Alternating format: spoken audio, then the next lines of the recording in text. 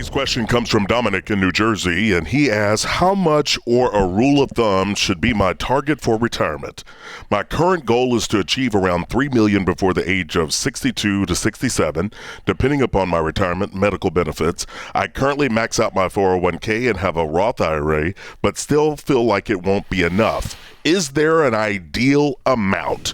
Well, here's the reality, Dominic, is we've developed a free tool that is going to help you with this. It's called the RIQ, the Retire Inspire Quotient, a free tool, once again, at my website, chrishogan360.com, that will help you understand your ballpark number, but it'll take it a step further, my friend, and show you how much you need to be investing to get there. Now, you're maxing out 401k, so you're putting $19,500 away in it, and if you're over 50, you've got an extra $6,000 you could do on a catch-up provision as well as your IRAs. You don't tell me your age, but I'm going to tell you this. If your goal is to have around $3 million and you're following the baby steps, you're going to have more than enough, right? Because it's going to depend on your lifestyle, how much you want to travel, how many mission trips do you want to do, and how much giving. So the good thing is you want to take control and you want to be the guide of that and what you're spending and how you're living. Yeah, you need to know your retirement IQ, your RIQ. That's a good thing. And some good rough and dirty numbers are this, okay? If you do what we teach, you say 15% of your household income. Now, we don't know your age and we don't know your income, but the average household income in America is just under $60,000, 59 and some change, okay? And so if you save 15% of that from age 30 to age 70, you would have about $8 million in a good mutual fund. If I'm half wrong, you still got double what you're projecting. And the $3 million mark, here's a good number, okay? Let's just make up numbers. Let's say you made 10% on your money at $3 million. What is that? That's $300,000 a year. Mm-hmm. If you made 10%, you could pull $300,000 a year off and not touch the $3 million, just the golden eggs, but don't touch the goose.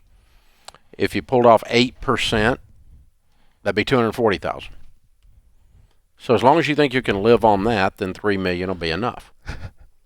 The trick is to try to have a nest egg that you can live off of the money that it creates the way you're willing to invest it without touching the egg. That's right. I keep mixing the metaphor up here, but don't crack and scramble the nest egg, or don't shoot the goose that's laying the golden eggs is another way of saying it.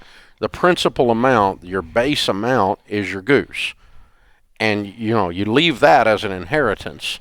If you want to burn through it, you can burn through it. It's your money. Do whatever you want. But you can create a perpetual motion machine that will sit there and spit off golden eggs as long as you don't shoot the goose. That's right. And here's the reality. You get yourself out of debt, you don't have the requirement for as much. So that allows you to be more in control of your lifestyle and what it is you're doing. You can always find something to do with it. Oh, yeah. Give it. I mean, and there's there's another place to travel you haven't been, another car to buy you haven't bought, and there's other stuff you can do. There's ways you can enjoy it with outrageous generosity. And I've never met someone that goes, I have too much. No, me neither. I have met people who are spiritually inept, and they never get to enough because they can't reach contentment as an independent discussion apart from the amount. Right. But in terms of the math part, I've never met somebody who went, golly, I screwed that up. I got double what I should have had. I never hear that. No, I never either. So if your 3 is 6 or your 6 is 12 million, then that's okay.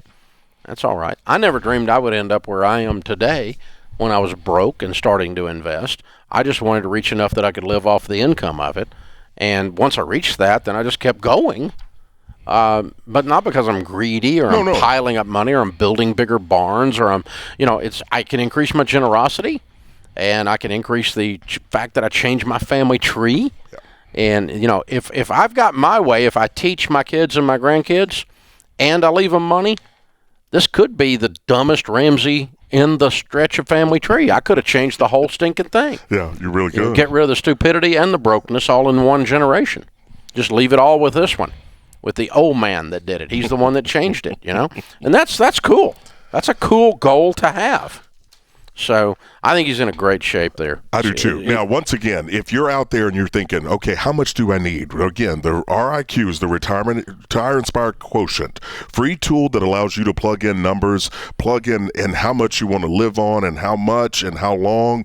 And it's a tool so you can change the rates of return and withdrawal rates. The goal is to make people more aware of why you're saving. Your 401k becomes your paycheck later, right? So we've got to put money in to be able to grow, to outpace inflation, so you have a paycheck later. And that's what Dave was just talking about. So check it out, chrishogan360.com.